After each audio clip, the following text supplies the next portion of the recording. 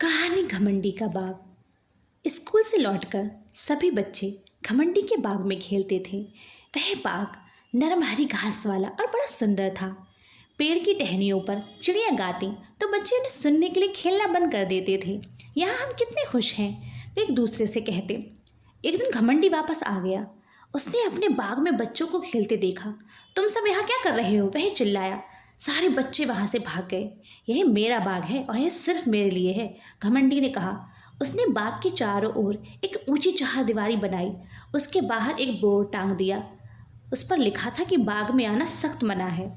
अब बच्चों को खेलने के लिए कोई जगह नहीं बची। बसंत का मौसम आया। सभी जगह छोटे छोटे फूल खिलने लगे। नन्ही चिड़ियाँ चहकने लगीं। परंतु घमंडी के बाग में अभी भी जाड़ा ही था।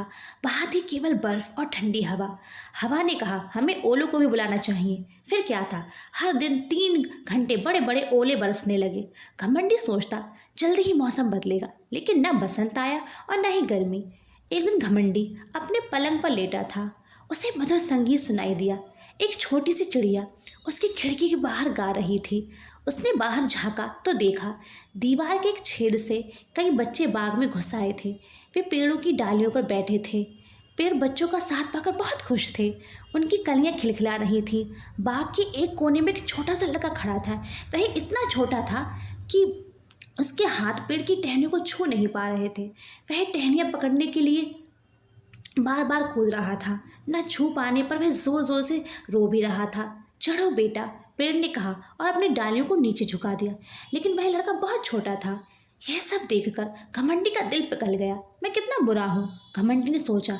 अब मुझे पता चला कि बसंत मेरे बाग में क्यों नहीं आया। मैं उस छोटे लड़के को पेड़ पर बैठा दूंगा। उसके बाद मैं इस चारदीवारी को गिरा दूंगा, जिससे बच्चे मेरे बाग में खेलते रहें। घमंडी को अपने किए पर बहुत पछतावा हो रहा था। वह दबे पांव बाग में पहुंचा, परंतु बच्चे उसे देखते ही वहां से भाग गए। सिर्फ वह छोटा लड़का नहीं भागा।